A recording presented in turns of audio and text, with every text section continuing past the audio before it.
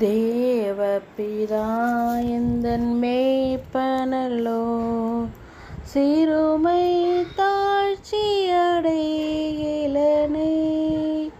ஆவலதாயனை பைம்பொன்மேல் அவர் மேய்த்தமர் நீரருளுகிறார்.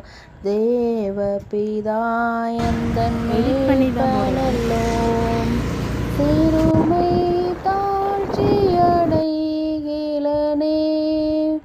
ஆத்துமன் தன்னை குளிரப் பண்ணி அடியே